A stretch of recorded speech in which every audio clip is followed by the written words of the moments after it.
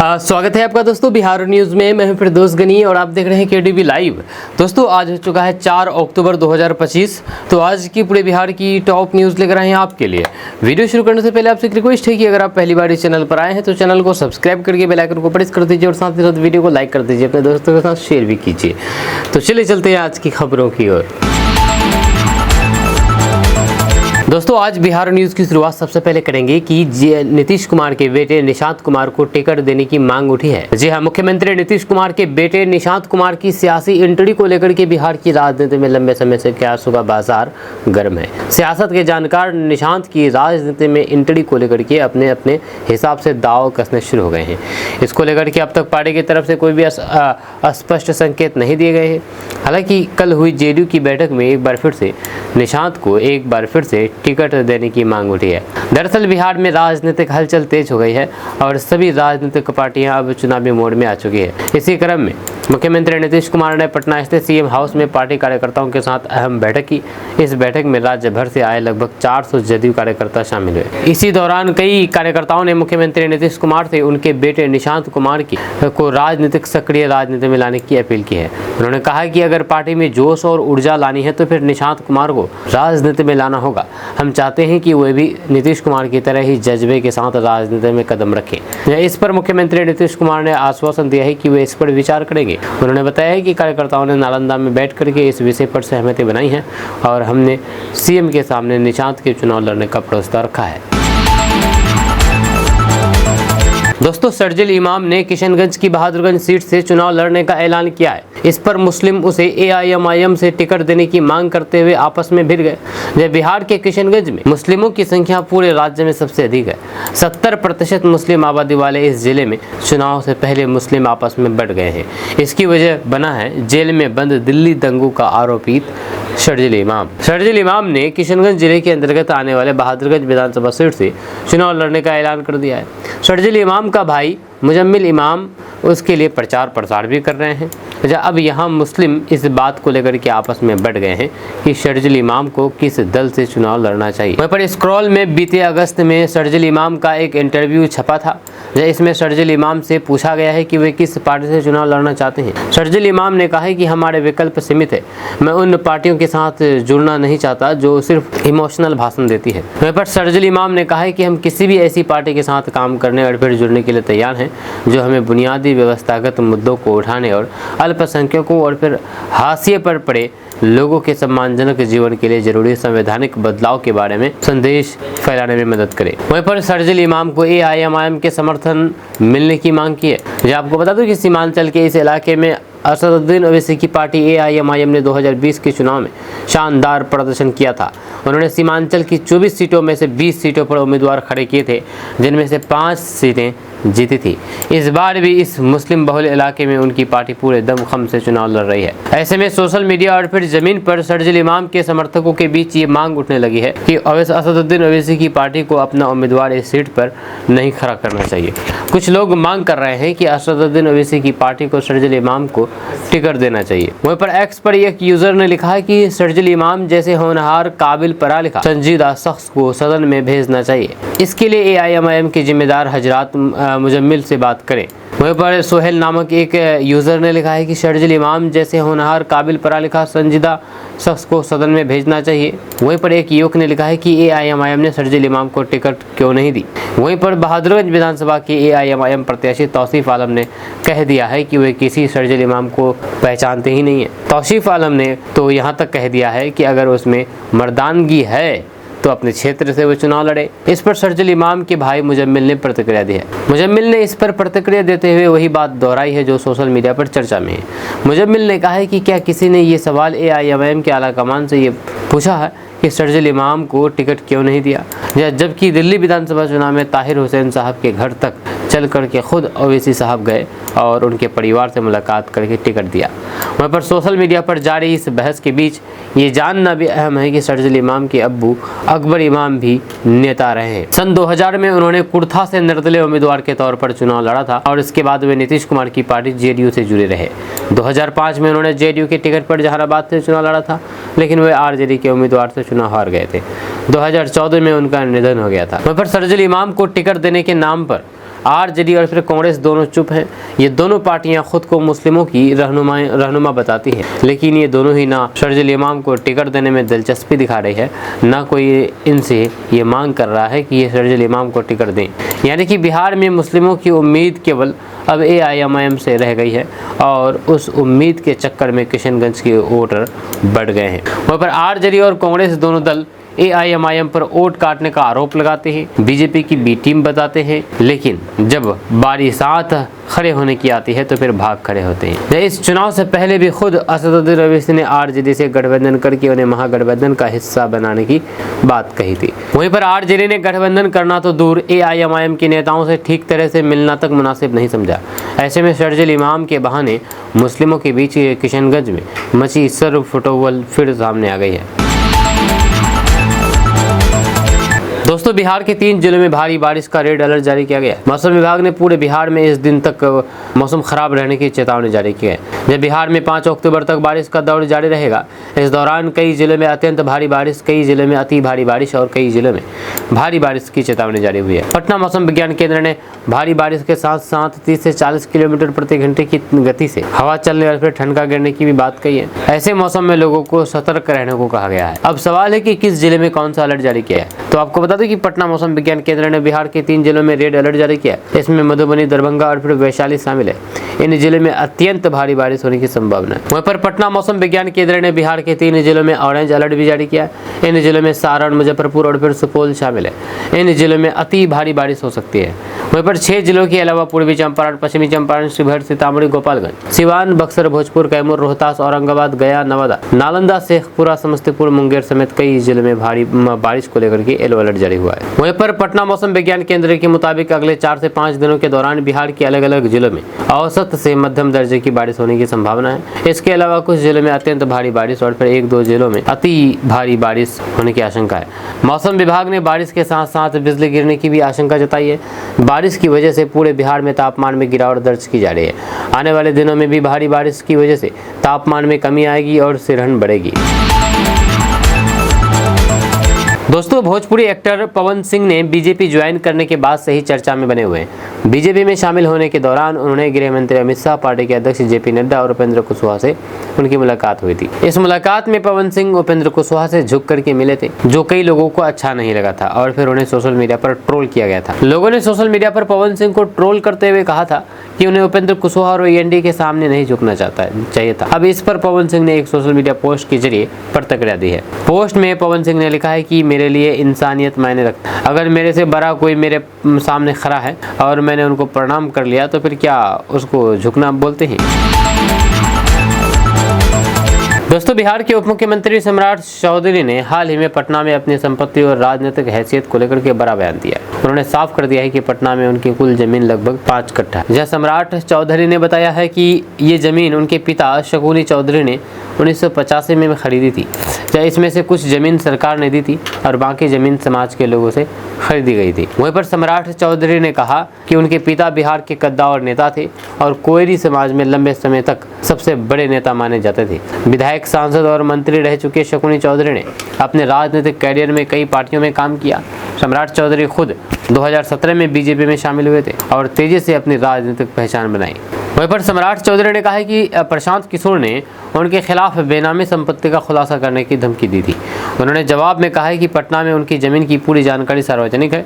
सम्राट चौधरी ने प्रशांत किशोर पर भी सवाल उठाया है कि 4 दिन पहले राजनीति में आए आदमी ने पाटलिपुत्र में 11 कट्ठा जमीन 32 करोड़ में कैसे लिखवा ली। सम्राट चौधरी ने महागठबंधन के सहयोगी के रूप में प्रशांत किशोर और फिर जनसुराज पार्टी पर गंभीर आरोप लगाए हैं। उन्होंने कहा कि ये लोग कांग्रेस के लिए काम कर रहे हैं और बिहार में पैसे खर्च करके राजनीति कर रहे हैं। सम्राट चौधरी ने इसे महागठबंधन के नए रणनीतिक कदम के रूप में बताया है। वहीं पर सम्राट चौधरी ने यह भी कहा है कि प्रशांत किशोर ने पहले तारापुर मर्डर केस में उन्हें नाबालिग बता करके जेल से बाहर आने का आरोप लगाया था। सम्राट चौधरी ने इसे गलत बताया और कहा है कि उस समय उनकी उम्र 26 साल थी। दोस्तों, गोपालगंज के कई इलाकों में आई लव मोहम्मद के पोस्टर लगने पर एसपी ने चेतावनी दी है। कहा कि आरोपियों पर सख्त कार्रवाई होगी। जहां उत्तराखंड और उत्तर प्रदेश के बाद अब गोपालगंज में अभी आई लव मोहम्मद लिखे पोस्टर लगाए गए हैं। इस पोस्टरों के सामने आने के बाद इलाके में तनाव का माहौल है और प्रशासन अलर्ट पर है। जानकारी के मुताबिक माझा के डोमाहाटा इलाके के मदरसा सड़क शहर के दरगाह मोड़ और फिर हथुआ अनुमंडल के कई हिस्सों में ये पोस्टर लगाए गए हैं। जैसे ही ये खबर फैली, पुलिस मौके पर पहुंची और स्थानीय लोगों से बैठक करके सभी पोस्टरों को हटाने की अपील की। वहीं पर घटना की गंभीरता को देखते हुए गोपालगंज के एसपी अवधेश दीक्षित ने सभी थानों को अलर्ट रहने का निर्देश दिया है। वहीं पर एसपी ने साफ कर दिया है कि पोस्टर लगाने वालों के खिलाफ कड़ी कार्रवाई की जाएगी। साथ ही साथ सभी थाना क्षेत्र में शांति समिति की बैठक बुलाने और पोस्टर हटाने का आदेश दिया गया है। वहीं पर एसपी ने लोगों से अपील की है कि वे किसी भी तरह की अफवाह पर ध्यान न दें और शांति बनाए रखें। दोस्तों, बिहार में मशरूम की खेती को अब रफ्तार मिलेगी क्योंकि सरकार 90% तक सब्सिडी देने जा रही है। दरअसल बिहार सरकार अब पारंपरिक खेती से आगे बढ़कर के वैकल्पिक कृषि मॉडल को बढ़ावा देने की दिशा में गंभीर कदम उठा रही है। इस क्रम में मशरूम की खेती को बढ़ावा देने के लिए कृषि विभाग के अंतर्गत उद्यान निदेशालय ने साल 2025-26 के लिए एक महत्वाकांक्षी योजना की घोषणा की है। इस योजना के तहत बिहार भर के किसानों को मशरूम किट और फिर झोपड़ी निर्माण 50% से 90% तक की सब्सिडी दी जाएगी। मशरूम की खेती न केवल कम जगह और फिर कम लागत में की जा सकती है, बल्कि इससे किसानों को त्वरित और फिर निरंतर आमदनी भी होती है। यह खास बात यह है कि बिहार जैसे राज्य जहां पर छोटे और फिर सीमित भूमि धारक किसान अधिक हैं, वहां पर ये खेती बेहद उपयोगी साबित हो रही है। साथ ही साथ ये फसल अन्य पारंपरिक फसलों की तुलना में जल्दी तैयार हो जाती है और साल भर कई बार उगाई जा सकती है। वहीं पर इस योजना में महिला किसानों को प्राथमिकता दी गई है। सरकार ने कुल लाभार्थियों में कम से कम 30% भागीदारी महिलाओं की सुनिश्चित करने का लक्ष्य रखा है। ये कदम ग्रामीण क्षेत्र में महिलाओं को आर्थिक रूप से सशक्त बनाने की और फिर आत्मनिर्भरता की दिशा में उन्हें आगे लाने का माध्यम बनेगा। महिला स्वयं सहायता समूह भी इस योजना का लाभ उठा सकेंगे। यह सरकार द्वारा जारी की गई जानकारी के अनुसार पैडी और फिर ऑयस्टर मशरूम किट की लागत 75 रुपये प्रति किट है, जिस पर 90% यानी कि 67 रुपये की सब्सिडी दी जाएगी। वहीं पर बटन मशरूम किट जिसकी प्रति यूनिट लागत 90 रुपये है, उस पर 81 रुपये का अनुदान मिलेगा। एक किसान को न्यूनतम 25 किट और अधिकतम 100 किट तक सब्सिडी का लाभ मिलेगा। वहीं पर मशरूम की खेती के लिए आवश्यक झोपड़ी या फिर संरचना के निर्माण पर 50% तक की सब्सिडी भी दी जाएगी। इससे किसान अपने खेत, आंगन या फिर छोटे उपलब्ध स्थानों पर मशरूम यूनिट तैयार कर सकेंगे। ये पूरी तरीके से पर्यावरण अनुकूल और फिर कम लागत वाला विकल्प है। दोस्तों, बिहार विधानसभा चुनाव से पहले आरजेडी को बड़ा झटका लगा है। दरअसल बात है कि बिहार विधानसभा चुनाव से ठीक पहले मुंगेर जिला से आरजेडी को करारा झटका लगा है, जब पार्टी के वर्तमान जिलाध्यक्ष त्रिलोकी नारायण शर्मा ने राजद छोड़ करके बीजेपी की सदस्यता ले ली है। त्रिलोकी नारायण शर्मा के साथ ही मंजेश कुमार और बाकी कई सारे लोग भाजपा में शामिल हो गए आरजेडी से त्याग पत्र देकर। भाजपा जिलाध्यक्ष डॉक्टर अरुण पोद्दार की मौजूदगी में प्रदेश अध्यक्ष दिलीप कुमार जायसवाल ने सभी नेताओं को पार्टी की सदस्यता दिलाई है। त्रिलोकी नारायण शर्मा अति पिछड़ा समाज से आते हैं। राजद ने पिछले 2 कार्यकाल से जिले के संगठन की कमान इसी वर्ग के नेताओं को सौंपी थी। दोस्तों, बिहार के विधानसभा चुनाव में भाकपा और माकपा ने महागठबंधन से कुल 25 सीटें मांगी है। उन्होंने कहा है कि सीट बंटवारे को जल्द से जल्द फाइनल किया जाए। दोनों दलों ने ये भी मांग की है कि आरजेडी के नेता और फिर पूर्व मुख्यमंत्री तेजस्वी यादव को महागठबंधन की ओर से तुरंत मुख्यमंत्री का चेहरा घोषित किया जाए। वहीं पर भाकपा ने 24 सीट जबकि माकपा ने 11 सीट पर चुनाव लड़ने की इच्छा जताई है। आरजेडी के नेतृत्व वाले महागठबंधन में कांग्रेस और भाकपा सहित अन्य दल भी शामिल है। वहीं पर पत्रकारों से बातचीत करते हुए भाकपा के राज्य सचिव राम नरेश पांडे ने कहा कि महागठबंधन की बड़ी पार्टियों को भाकपा और फिर माकपा के पक्ष में कुछ सीट का त्याग करना होगा। उन्होंने ये भी घोषणा की है कि दोनों दल सभी जिलों में संयुक्त सम्मेलन करेंगे ताकि उनके कार्यकर्ता चुनाव आयोग की ओर से जारी अंतिम मतदाता सूची में नाम काटे जाने की जाँच कर सके। दोस्तों, एक न्यूज चैनल के कार्यक्रम में तेजस्वी यादव से 3 सवाल पूछे। एक सवाल तेज प्रताप यादव को लेकर था और दूसरा सवाल आरजेडी में लालू प्रसाद यादव की भूमिका को लेकर भी थी। जब पत्रकार ने तेजस्वी यादव से पूछा है कि वे कोई भी फैसला लेते समय फंसते हैं तो फिर वे सलाह किससे लेते हैं। दूसरा सवाल ये था कि क्या तेज प्रताप यादव का पार्टी और परिवार को छोड़ करके जाना लालू प्रसाद यादव का फैसला था या परिवार का। वहाँ पर तीसरा सवाल ये भी पूछा कि तेज प्रताप यादव की क्या कभी घर वापसी होगी। जी हाँ, तेजस्वी यादव ने पहले सवाल किया है कि कोई फैसला लेते समय किसकी सलाह लेते हैं। इसके जवाब में उन्होंने कहा कि पार्टी से जुड़ा कोई भी मामला हो, अंतिम फैसला लालू प्रसाद यादव ही लेते हैं। हमें कोई सुझाव देना हो, किसी को रिकमेंड करना हो, कोई फीडबैक देना हो तो फिर हम खुल करके देते हैं, लेकिन अंतिम निर्णय लालू जी का ही होता है। माँ राबड़ी देवी से भी सलाह लेते हैं, लेकिन फैसला डेट का ही माना जाता है। वहाँ पर दूसरे सवाल तेज प्रताप यादव को लेकर था कि तेज प्रताप यादव का परिवार और फिर पार्टी को छोड़कर जाना किसका फैसला था। इसके जवाब में उन्होंने कहा कि ये लालू प्रसाद यादव का ही फैसला था। वहीं पर तीसरा सवाल कि तेज प्रताप यादव की कभी पार्टी में वापसी होगी या नहीं। इसके जवाब में तेजस्वी यादव ने कहा कि 6 साल तक तो तेज प्रताप यादव की वापसी संभव नहीं है, बाकी सभी कुछ भविष्य के गर्त में है, यहाँ पर लालू जी ही पार्टी के मुखिया हैं। दोस्तों, बिहार की राजनीति में हमेशा अपने बयानों से चर्चा में रहने वाले लालू प्रसाद यादव के बड़े बेटे तेज प्रताप यादव ने हाल ही में उठे आई लव मोहम्मद विवाद पर सफाई दी है। तेज प्रताप यादव ने स्पष्ट कहा कि मैं पैगंबर का बहुत सम्मान करता हूं, जो लोग विवाद खड़ा कर रहे हैं वह केवल माहौल खराब कर रहे हैं। तेज प्रताप यादव ने अपने बयान के जरिए धार्मिक सौहार्द का संदेश देने की कोशिश की है। इसके अलावा उनकी सोच हमेशा सभी धर्मों के प्रति समान सम्मान की रही है। वहीं पर अपने छोटे भाई तेजस्वी यादव के साथ रिश्तों पर भी तेज प्रताप यादव ने खुलकर के बात की है। उन्होंने कहा है कि तेजस्वी को उन्हें वैसा ही सम्मान देना चाहिए जैसा भगवान राम को लक्ष्मण से मिला था। तेज प्रताप यादव ने कहा कि छोटे भाई होने के नाते तेजस्वी को मर्यादा का पालन करना चाहिए और उन्हें गलत लोगों के बहकावे में नहीं आना चाहिए। उन्होंने कुछ सहयोगियों पर निशाना साधते हुए उन्हें जयचंद की संज्ञा दी है। तेज प्रताप यादव ने यह भी साफ कह दिया है कि वे आगामी विधानसभा चुनाव में महुआ सीट से चुनाव लड़ेंगे। ये वही सीट है जहां से उन्होंने साल 2015 में अपने राजनीतिक कैरियर की शुरुआत की थी। महुआ विधानसभा क्षेत्र तेजस्वी की राघोपुर सीट से सटा हुआ है।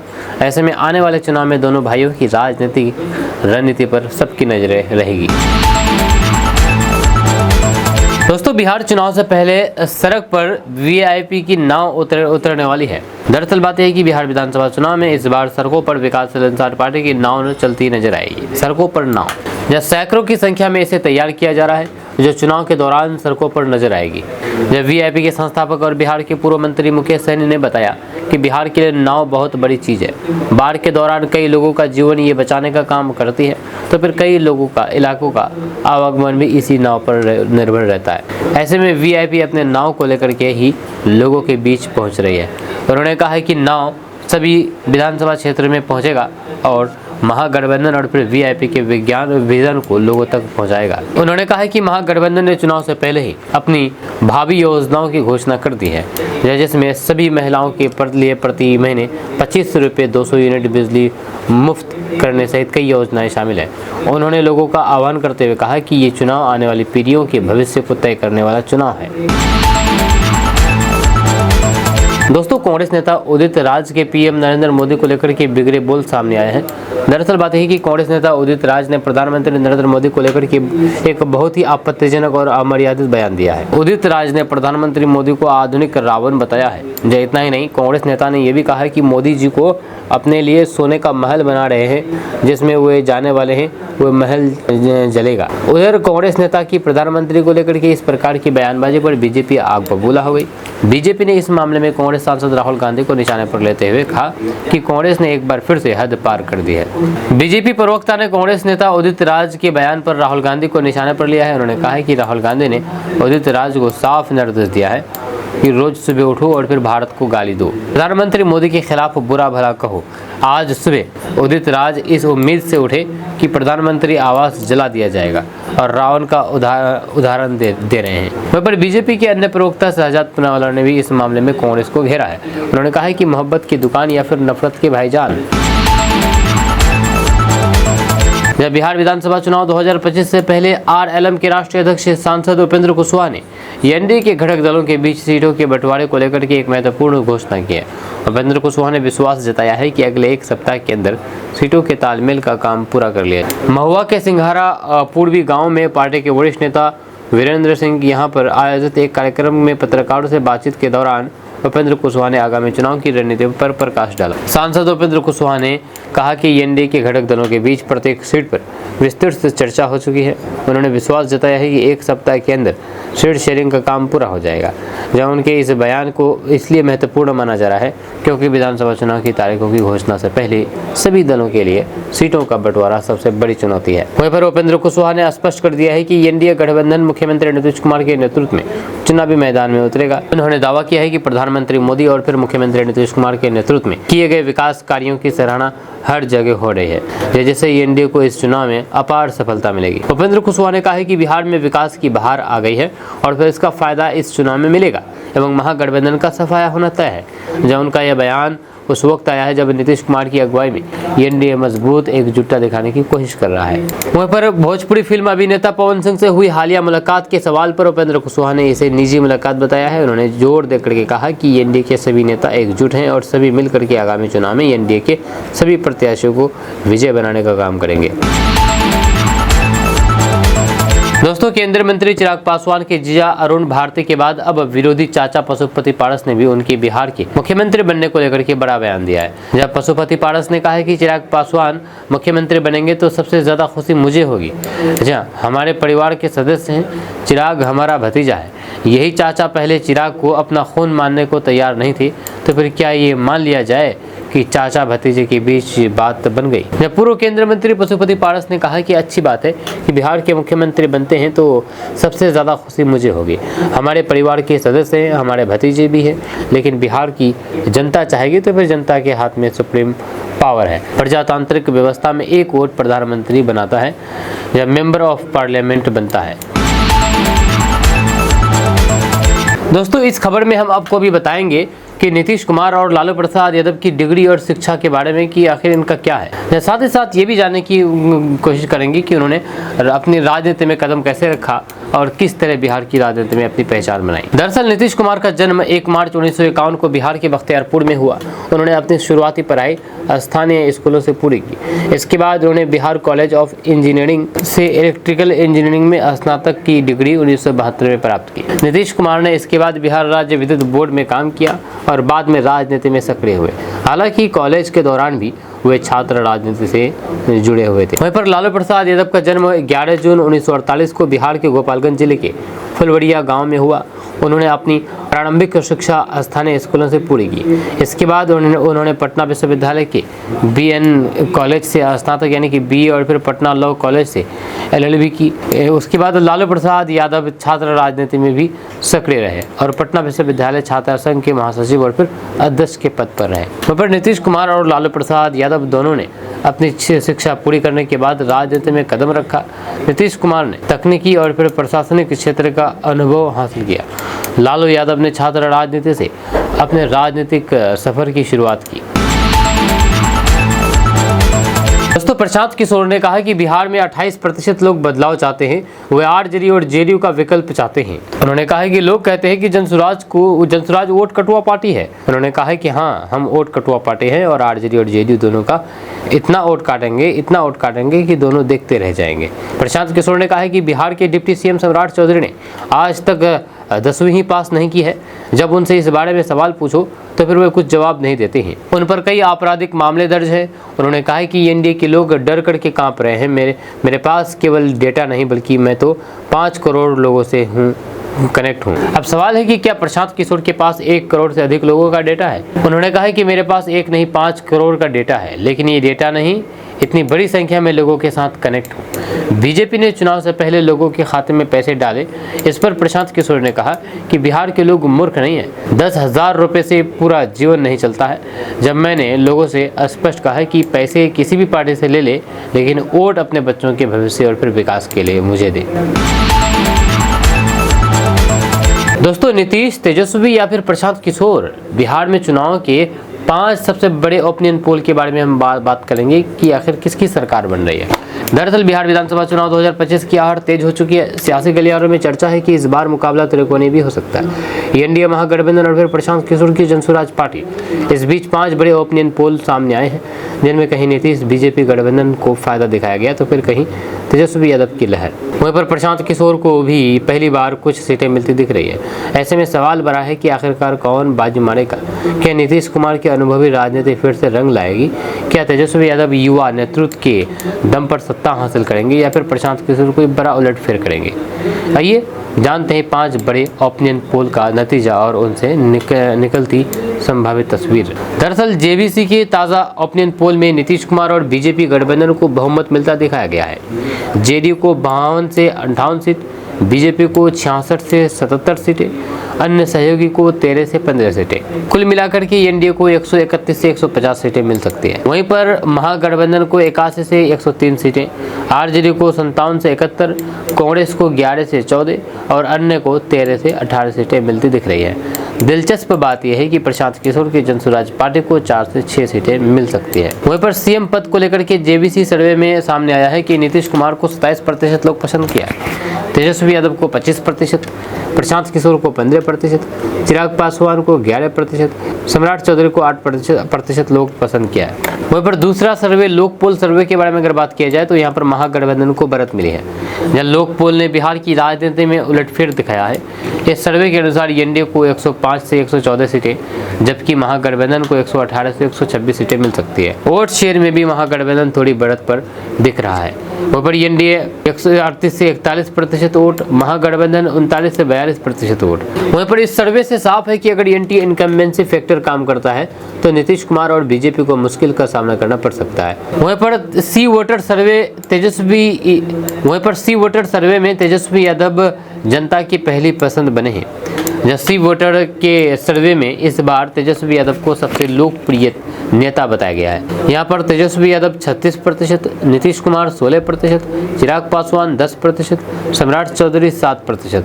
यहाँ पर खास बात यह है कि प्रशांत किशोर का नाम शामिल नहीं है, यानी कि प्रशांत किशोर को अब भी सी वोटर जनता की पहली पसंद नहीं मान रहा है। वहीं पर सीएम फेस को लेकर के स्पिक सर्वे के रिपोर्ट में बताया गया है कि तेजस्वी यादव को 30.5%, नीतीश कुमार को 27.5%, प्रशांत किशोर 13%, चिराग पासवान को 12% लोगों ने मुख्यमंत्री के तौर पर देखना पसंद किया है। वहीं पर प्रशांत किशोर की पार्टी अब तक किसी भी बड़े सर्वे में 5 से 6 सीटों से ज्यादा नहीं दिखा पाई है, लेकिन सीएम विकल्प के तौर पर प्रशांत किशोर की लोकप्रियता तेजी से बढ़ रही है। कुल मिलाकर के आप कह सकते हैं कि बिहार में इस बार चुनावी जंग बेहद रोमांचक होने वाली है। नीतीश कुमार का अनुभव, तेजस्वी की युवा शक्ति और प्रशांत किशोर की नई राजनीति, तीनों की टक्कर से नतीजे आखिर वक्त तक रोमांच बनाए रखेंगे। दोस्तों, जेडीयू नेता ललन सिंह ने कई सारे बातों को लेकर के बड़ी बात कह दी है। उन्होंने कहा है कि नीतीश कुमार के 20 साल के कार्यकाल में किए गए विकास के कारण ही आज बिहार की विकास दर दोहरे अंक में पहुंची है। आज बिहार की विकास दर 11% से अधिक है। 2006 से उन्होंने बिहार की सत्ता संभाली, तब से बिहार का विकास होना शुरू हुआ। उन्होंने बद्ध परियोजनाओं को शुरू किया, जिसका परिणाम है कि आज बिहार विकसित बिहार बनने की तरफ बढ़ रहा है। उन्होंने बिहार से पलायन और फिर बेरोजगारी पर कहा कि बिहार और फिर झारखंड के बंटवारे के बाद बिहार में कोई माइंस मिनरल नहीं है, ना ही रॉ मटेरियल यहाँ पर उपलब्ध है। उन्होंने कहा कि नीतीश कुमार ने बिहार में उद्योग धंधों को लगाने का बहुत प्रयास किया। उन्होंने कई उद्योगों में छूट दी, मगर यहाँ की परेशानी यह है कि ना तो यहाँ पर पोर्ट है, ना ट्रांसपोर्ट का सिस्टम, ना रॉ मटेरियल उपलब्ध है, जिसके कारण परेशानी हुई। उन्होंने कहा है कि बिहार में उद्योगों के लिए माहौल है, कानून व्यवस्था है, मगर प्राकृतिक संसाधन नहीं है। कार्यक्रम में उन्होंने कहा है कि प्रदेश में उद्योगों को लाने के लिए सरकार ने नीति बनाई है, जिसके बाद कई निवेशकों द्वारा बिहार में निवेश करने का प्रस्ताव भी आया है।